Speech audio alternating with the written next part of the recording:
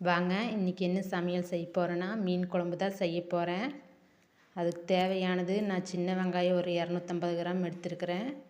அது ஒரு மிக்ஸி ஜாரில் சேர்த்திக்கலாம். சின்ன வெங்காயம் கூடவே கருவேப்பிலை சேர்த்திக்கலாம்.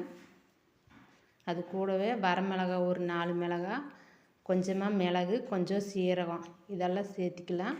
கூட கொஞ்சம் தேங்காய் இதெல்லாம் சேர்த்து நல்லா அரைச்சிக்கலாம்.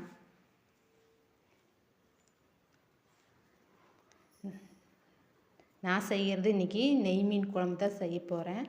அடுத்தது பாருங்கள், ஒரு வானல் வச்சுருக்கிறேன். அதில் 4 ஸ்பூன் எண்ணெய் விட்டுருக்கிறேன். எண்ணெய் காஞ்சதுக்கப்புறமா கொஞ்சமாக கடுகு சேர்த்திக்கலாம். கொஞ்சமாக வெந்தயம்,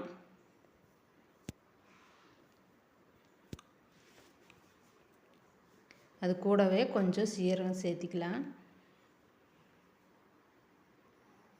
கொஞ்சம் சின்ன வெங்காயம், கருவேப்பிலை இது நல்லா வணங்கட்டும்.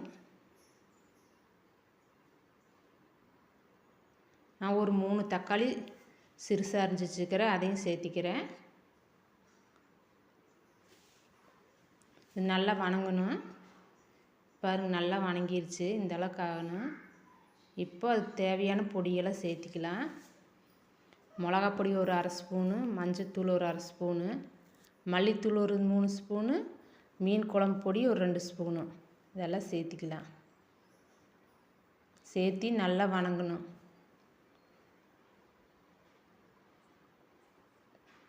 இப்போ பாருங்கள், நல்லா வணங்கிடுச்சு. இப்போ அந்த அரைச்சி வச்சதையும் இது கூட சேர்த்திக்கலாம்.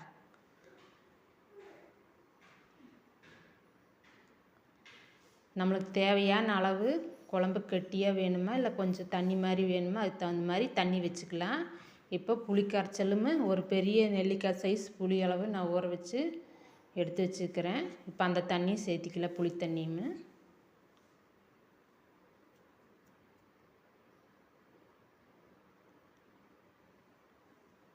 இது நல்லா கொதிக்கிட்டு இப்போ பாருங்கள், ஒரு கொதி வந்துடுச்சு.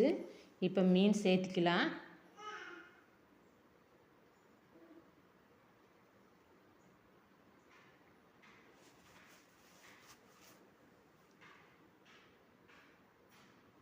மீன் சேர்த்தி ரொம்ப நேரமெல்லாம் கொதிக்கக்கூடாது. மீன் ரொம்ப கசகசன்னு ஆயிரும். ஒரே கொதி வந்தால் போதும்.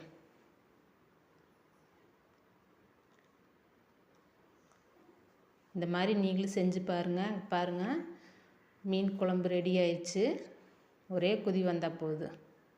இந்த மாதிரி நீங்களும் செஞ்சு பாருங்கள். பிடிச்சிருந்தால் லைக் பண்ணுங்கள்.